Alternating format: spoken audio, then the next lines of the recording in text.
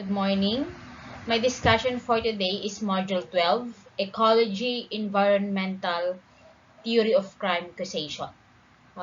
This was the last discussion that I will discuss for this second sem for theories of crime causation. And then, kapag natapos to, activities na yung gagawin nyo. So, let's now discuss this Module 12. First, social human ecology theory. Social or human ecology may be broadly defined as the study of the social and behavioral consequences of the interaction between human beings and their environment. It specifically explores the causes and consequences of processes of segregation, the emergence through selection of environmental differentiation along key dimensions such as population, composition, and land use. It investigates how exposure to different environments, like area and place-based differential social organization and activities, influences human development and action. The social ecology of crime is the study of one particular behavioral outcome of the processes, the violation of rules of conduct defined in law. It focuses on the role of the environment in the development of people's differential propensity to engage in crime and their differential exposure to settings conducive to engagement in acts of crime, although the label social ecology of crime is often used in reference to studies of cross-national, regional, intercity, and urban-rural differences in crime. Its prime concentration has been on researching and explaining variation in crime within the urban environment. It is therefore not surprising to find that the most important theoretical and empirical contributions of this perspective emanate from the study of urban areas. So, social and human ecology theory, okay? This is all about the social and behavioral consequences between human beings and the environment. Okay, kung paano makipag-interact yung human beings doon sa environment kung nasaan sila. So, ganon sa social and human ecology theory. Next, ecological system theory.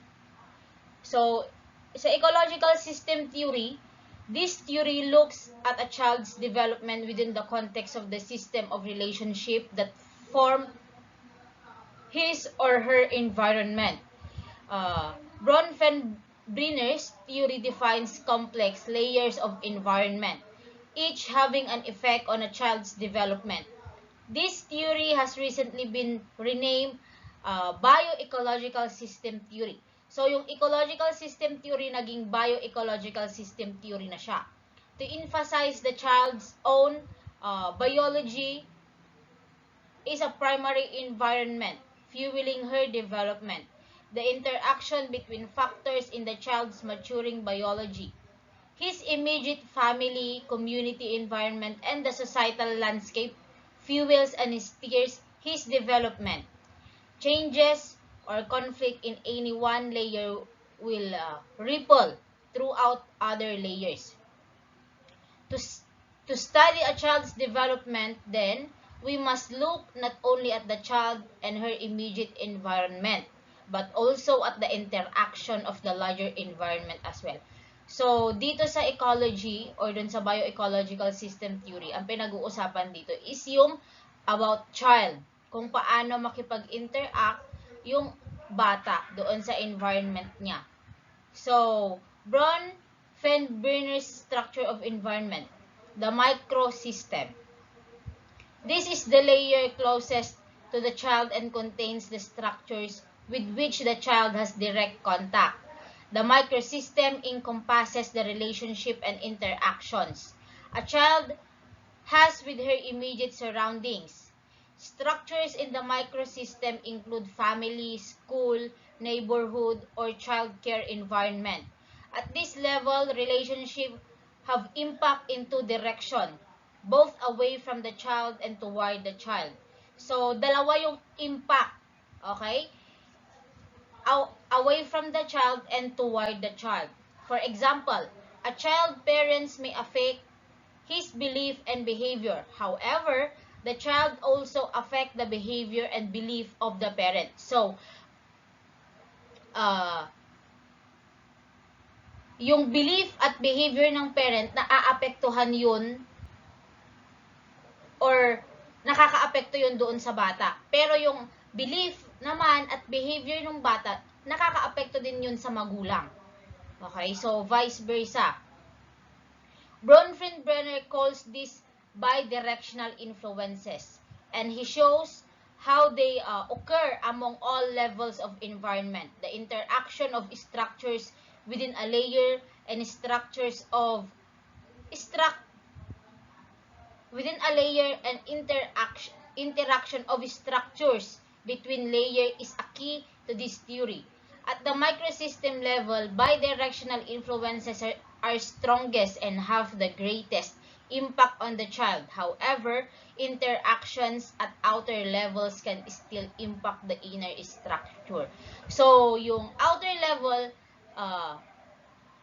yung outer level interaction, okay, nagkakaroon pa rin ng impact doon sa inner structure. So, ganun sa ecological system. Next, we have the mesosystem. This layer provides the connection between the structures of the child microsystem. Example, the connection between the child, teacher, and his parents, between his church and his neighborhood. So, sa mesosystem naman, okay, connection between the child's teacher and his parents, between his church and his neighborhood. Then, meron din tayong exosystem. This layer defines the larger social system in which the child does not function directly. The structures in this layer impact the child's development by interacting with some structure in her microsystem. Parent workplace schedules or community-based family resources are examples. So, dito sa exosystem, yung kung saan nagtatrabaho yung magulang, okay, kung saan sila nakatira. Okay? Dito na, yun naman yung exosystem kasi larger social system ang pinag-uusapan sa exosystem.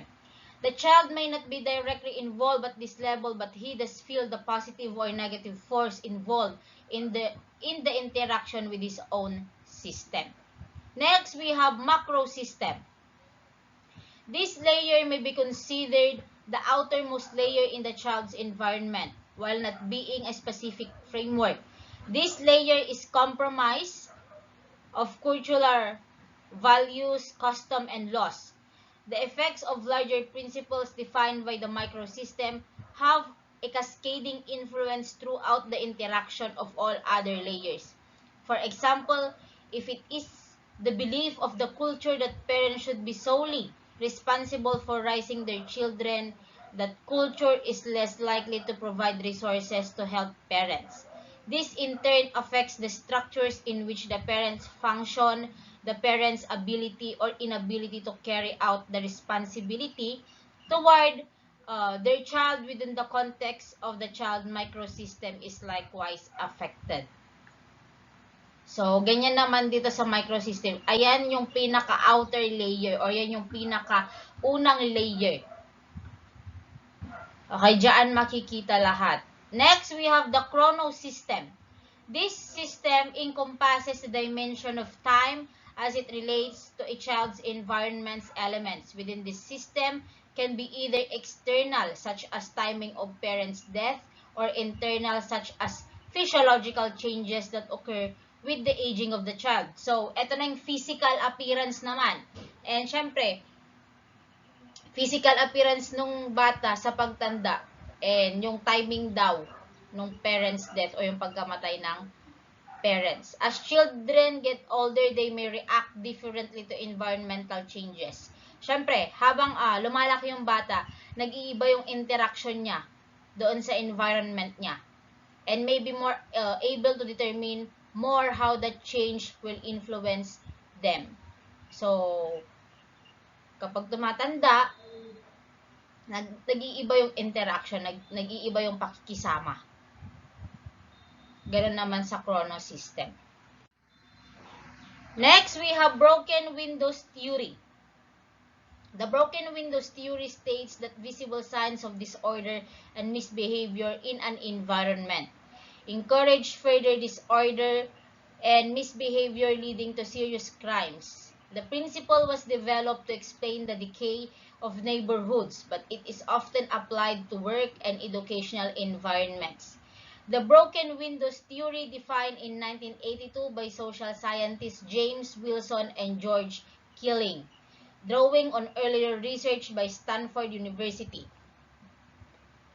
Psychologist Philip Zimbardo argues that no matter how rich or poor a neighborhood, one broken window would soon lead to many more windows being broken. One unrepaired broken window is a signal that no one cares, and so breaking more windows costs nothing. Disorder increases levels of fear among citizens, which leads them to withdraw from the community and decrease participation in formal social control.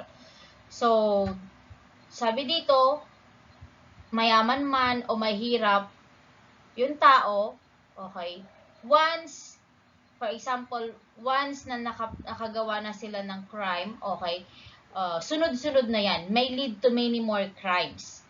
Kasi ang example niya dito is one broken window would soon lead to many broken window. So, parang ganon din yon. What do broken windows mean? The broken windows are a metaphor for any visible sign of disorder in an environment that goes untended. This may include small crimes, kagaya ng sabi ko, acts of vandalism, drunken or disorderly conduct, etc. Being forced to confront minor problems can heavily influence how people feel about their environment, particularly their sense of safety. So, kagaya ng sabi ko, once na nakagawa na sila ng krimen, sunod-sunod na yan. Hanggat hindi sila nahuhuli or hindi sila napapatawan ng parusa. Tuloy-tuloy yan. Next, crime pattern theory. Crime pattern theory is a way of explaining why people commit crimes in certain areas. Crime is not random. Okay? Yes, hindi naman random ang paggawa ng krimen. It is either planned or opportunistic. Plinano yung krimen or nakakita sila ng oportunidad para gumawa ng krimen.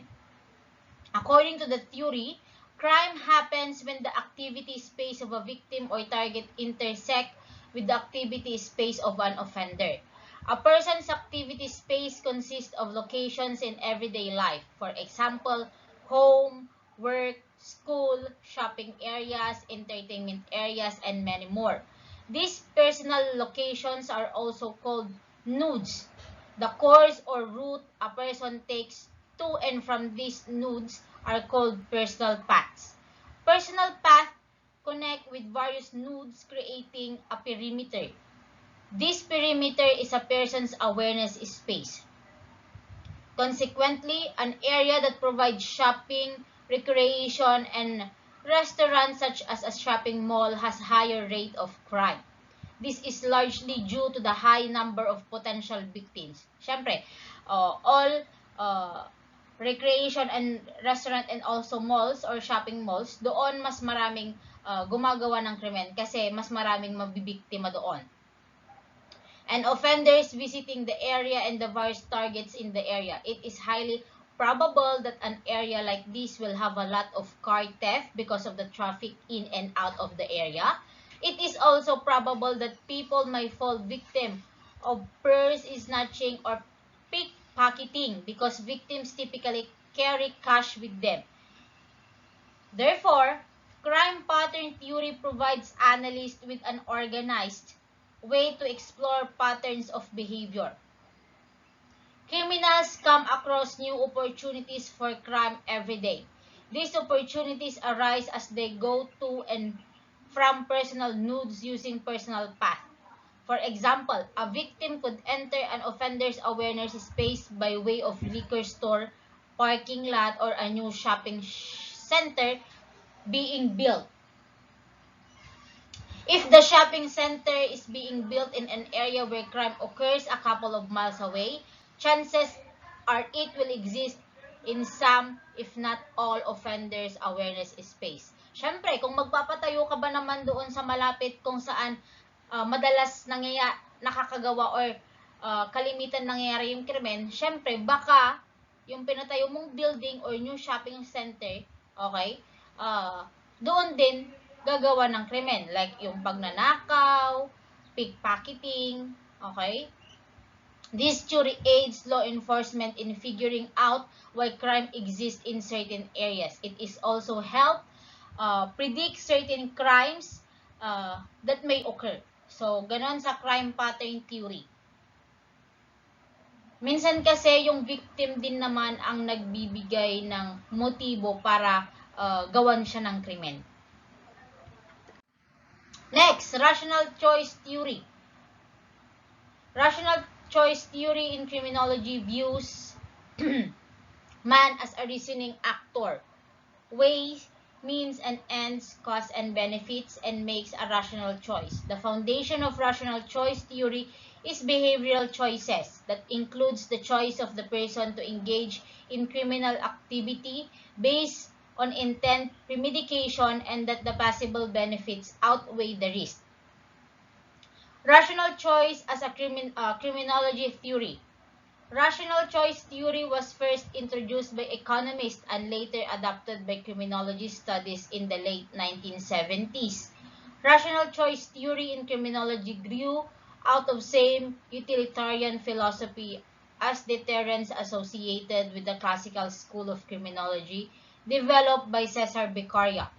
Working from the classical school of criminology and the theoretical framework of utilitarianism, Jeremy Bentham discussed the concept of calculus of pleasure or hedonistic calculus. Hedonistic calculus states that people will weigh the possible pleasures from committing the crime against the possible pain from punishment and act accordingly. Theory in practice. A good example of rational choice theory is white-collar crime. So, ang magandang example daw ng rational choice theory is white-collar crime. An investment banker decides to skim money from his clients' accounts and hides the loss, and then personally takes the money to fund his or her lavish lifestyle.